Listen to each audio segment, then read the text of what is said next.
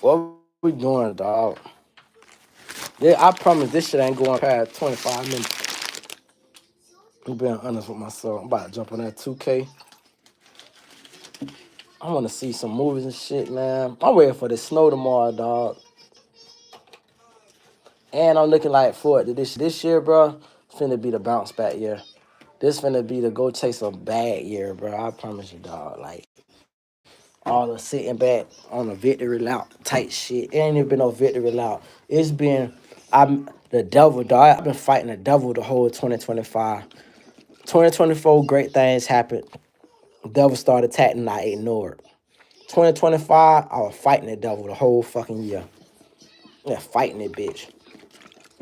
2026 is the release year where I release and I let that shit go and I just focus again, dog. I realized something, cause two things. I don't know what God has in store and what's in plan for the future and this and that, but I would not be dealing with no scoundrels, like real deal. Like I'm not dealing with scoundrels.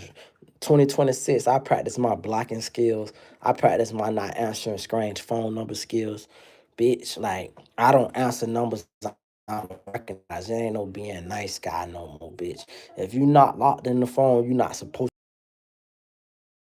That shit ain't by accident. It's intentional. If when I go places, I always now one thing about it. I think uh uh uh uh one if I could get anything from my early 20s back, it'd be my quick instinct or whatever to like when I see a woman like feeding into me or whatever. Like so perfect example, I took my daughter to this function or whatever, and I had women because I'm a single dad, so it's mostly was women now. Women take their kids out to have fun, this and that. So they see a good man. It's almost like people used to use that as a trick to get women back in the day. And so they'll come up to hollering, but I just don't be wanting. When I'm around my daughter, dog, I guess I can't really say that's a bad thing. But when I'm around my daughter, dog, a bitch can't really holler at me, dog, because I'm not interested. Like, I'm in a different state of mind when I'm with my jit. I'm in a lead by example state. You feel me? Like, my baby's so friendly, it ain't like she'll actually say a cop block. But at the same time though, I don't want it to be misconstrued when she get older, when she can start recollecting on shit like, damn, daddy was a hoe. No, bitch, daddy be chilling. Daddy just care about raising you, bitch. These whores is whores. That's why I'm a single dad. Hi, I'm on my dad's phone right now. Well, hey, go ahead and kiss your daddy and thank him for getting you a phone. Thank him for putting a roof over your head and providing and making a life sustainable for you to be on his phone where you can roam freely on the internet and watch what you subscribe to and watch and take in while you on this internet. You know what I'm saying? Hey, appreciate the early 2 likes, man. All y'all other 11 folks, man, drop some content like as far as me to talk about. Otherwise, I'm just going off of y'all, man. Like I'm waiting. There we go. Hi, I'm on my mom phone. Well, tell your mom, thank God she met your father, and tell her to thank God for your father taking a liking to her and procreating with her to have you. You know what I'm saying? Ask her how's he's doing, and ask her does she respect him, and does she allow you to respect him, and if not, figure out ways where you can get that relationship improved to where there's mutual respect on both parties. In what else? Let's keep it going. Jacob Alvarado said hi. What's up? Hola, Jacob. What's good with you, fam? Coolin'. Bill Kramer. Shout out Bill Kramer. I like that name. Well, I'm just going to difference people that have low people watching them. That's dope. And I appreciate you doing that. You know what I'm saying? But I like and subscribe. Shout out to Amanda Delete. Don't make me botch your last name. Daily. But going back to Bill Kramer comment, I appreciate you doing that, Bill Kramer. Because that's important. If you look at most of the channels that's holding 200 people in the room, they talk about nothing. But yet it is what it is. It's not like I'm hating on them. I'm just telling you, bro. The algorithm ain't the algorithm. This shit suppresses what it don't want to rise. I would be just like you. When I be going through my feed, I entertain the channels with a low population in them, because I know it's talking about something real. Because I know it's not the person itself. It's either the people with a ADHD mindset, or it's the platform itself suppressing a message from being on a popular standpoint. So I respect that and I appreciate that. Um, Bill Kramer said and saying hi, and I would like and sub. I appreciate that as well, brother. You know what I'm saying? Like, I just want what I'm asking for. If you could, bro, throw out a content. I'm not asking for too much of your time or for you to partake in dealing with me. I just asking you to drop your share of what you want me to speak on, even if you stated here to answer to what I answer. You get what I'm saying? Add to it, because that's what helps me. That's what I actually take enjoyment in. Linda, and mind you, I be shouting out at everybody who's saying stuff. So I don't understand. What I'm asking back from you is, give me a topic and I'm gonna run with it, whether you stay or not, whether you like it or not. After I drop the topic, give me the topic to run with. That's all. And we just keep this shit paying it forward. You know what I'm saying? And I appreciate the likes and love. Um, Saying hi, and also lent I was subscribed, having a blessed year. Man, you do that. Try to hold on. How many of y'all been holding on to y'all New Year's resolution? I ain't gonna lie. I fell on one of my New Year's resolution early. But I will say I've been guiding myself a little bit more cautious, you know what I'm saying? But one of my New Year's favorites that I started particular broadcast off saying was that I'm not what I got going on in my life. We right now we wanna I don't want a bunch of yes men, but I don't want a bunch of haters around me. We often let people in our life that don't got our greatest intentions stick around us, and we play blind to the fact that they don't really indulge in what we do in life. They really waiting to see our fall or something. But like, you gotta understand, even in boxing, let's use boxing for example. The greatest fighters who make the most money, half of the revenue from their fight comes from people wanting to see them lose. The other half want to see them win, but it's never 100% everybody want to see you win. So you always got to be cognizant of the fact that when you got something going positive, half of the people that's tuning in is waiting for your downfall. They tuned in for your downfall, not to see your uprising. So I just want to put that out there. And you understanding that when you got those people in your inner circle, cut them off 2026, baby. Cut them off. We ain't got to play. You don't got to act like you my friend. I don't got to act like I'm your friend. We don't got to be cordial about nothing. Let's just go ahead and go our separate ways in life. You know what I'm saying? You're best man. You're the best man. Oh, thank you, Lindsay Kelly, once again. I see you got a picture with your baby. That's a beautiful thing. I always tell myself, I judge a profile. What is the profile? Or five, or however many kids, one kid, and you got yourself. That tell me everything I need to know. On every platform I got is either my child or it's me and my child. It's never me by myself. That's what I walk in this world with at this point. I was born by myself, but when I go out, it's gonna be me with the love of my child or children, not just me by myself. So a lot of stubborn people, selfish people, they put themselves on their profile pictures and they act like it's just them in this world because that's all they care about. Selfish, stubborn people. Make sure to always be happy and be supportive. Remember, even your enemies have feelings.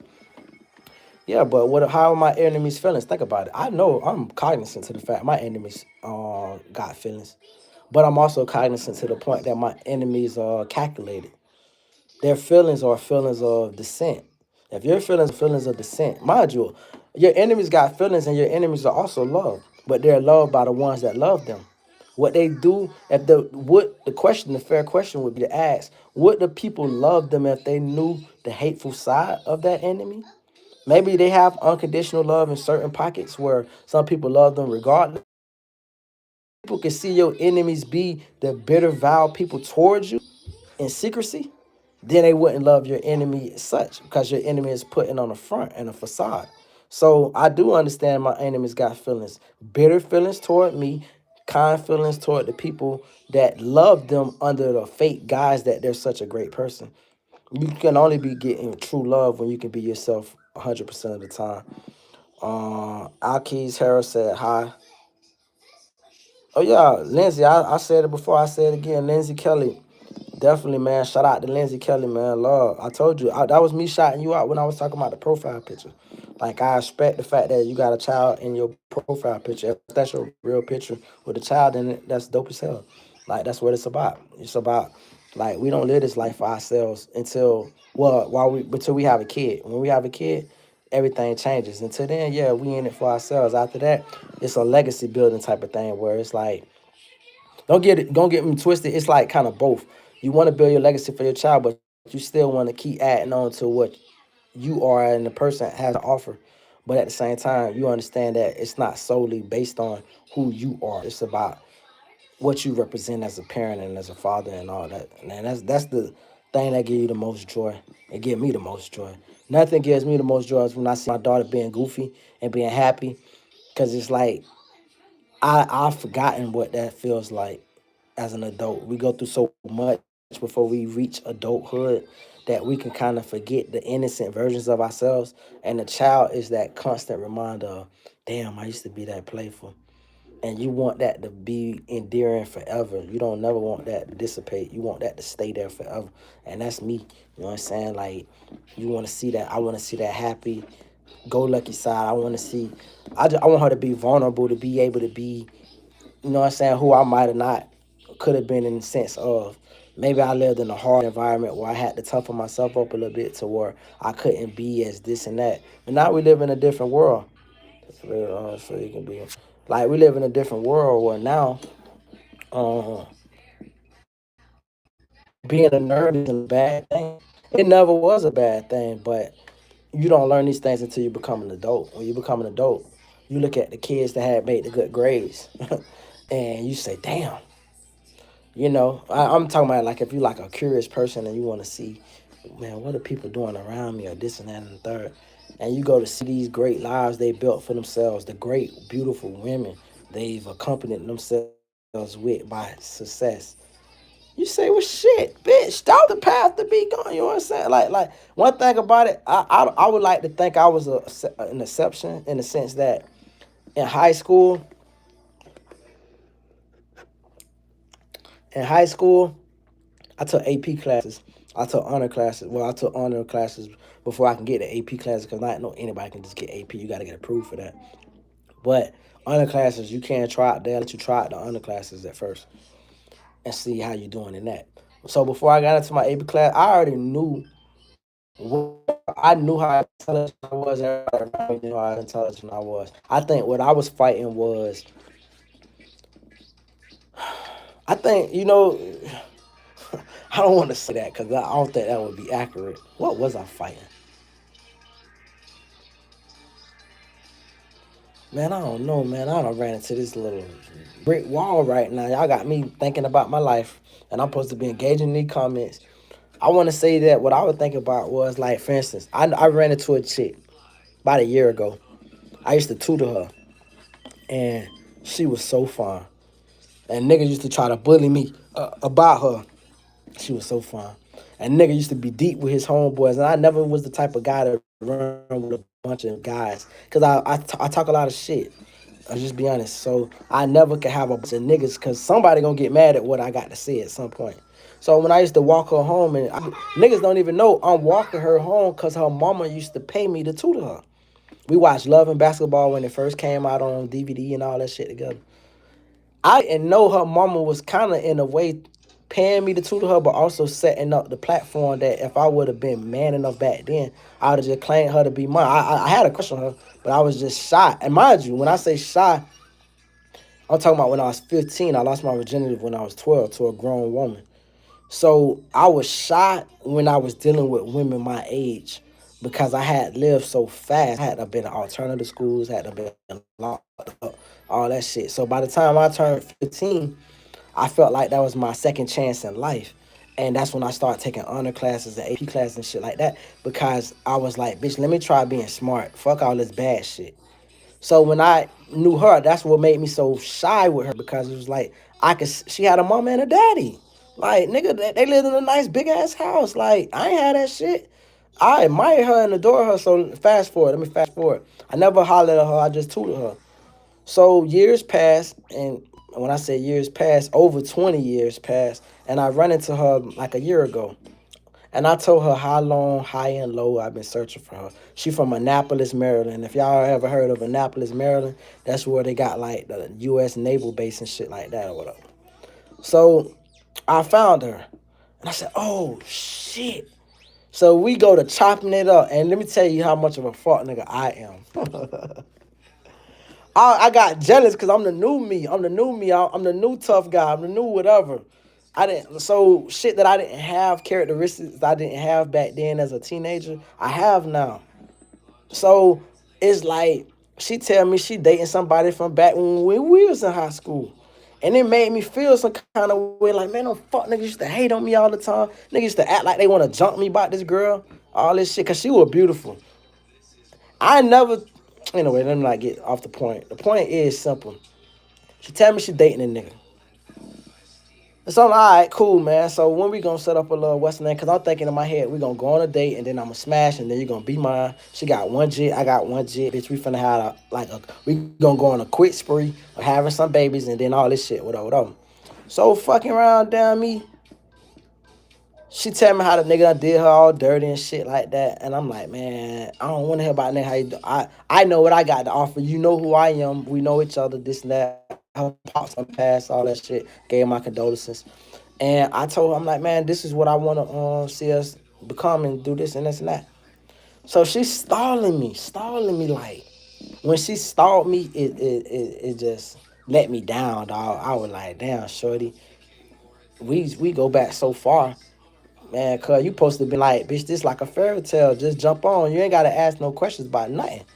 And so when she started second guessing, we still locked in on Facebook, but we don't talk. We don't communicate because it's like, I ain't gonna say I expected her to kiss my ass, but she said, man, you supposed to be my man. She confirmed like I supposed to be. Well, goddamn, nigga, you should have helped me because I was aggressive back then. These days I'm subtle as fuck. My biggest thing is liking a female and getting turned down. Bitch, I would not say nothing. I would play coy or stupid as fuck like I don't know that you did. You gotta dare to spell it out for me. Hey, I want to be your woman. If you don't say that to me, I'm not interested because I don't want to get turned down. I believe my confidence does great by not getting turned down. That's what builds my confidence up to being strong. Don't get me wrong. I've been turned down a million times in life, but I haven't been turned down late in life because, bitch, as I got late in life, I realized I don't like getting turned down. It's almost like a basketball player. You shoot the shot you can make. Nigga, I ain't finna be out here shooting from half court. I ain't got no chance at that whole fuck that bitch. But if I got a chance at a woman, oh, y'all finna shoot my shot. And if I don't know I got a chance, let me know. But what I'm not gonna do is be over persistent. What I'm not gonna do is embarrass myself. What I'm not gonna do is stalk you. That ain't gonna happen. Or be overly aggressive. So having said that, cuz we kind of like fell into this position where, you know, we had each other phone number, but either one of us refused to call because I'm like, you don't let this man dog you, and here you come meet the man that you've been supposed to really technically been with in life, and you let that shit go astray. I done shot my shot, you do the rest. So that's what that story is. I'm done with that. I don't want to overkill that story, but yeah, dog. Anyway, y'all drop something in the comments though. Man, is this the nigga that? Oh, this buddy from the last chat. What's up? What's up, fam? Cooling, bro, man. This is a little extra one. I ain't going over 20 minutes, so I got a minute and a half before I go jump back on my video game. Uh, Anything in the real world content y'all want to talk about though, like what's going on? Oh man, shout out to Urban. Oh man, this they little cup. I forgot about they little. Yeah, this is, all y'all Georgia folk know about this shit. And if you from Georgia, then you know what this is.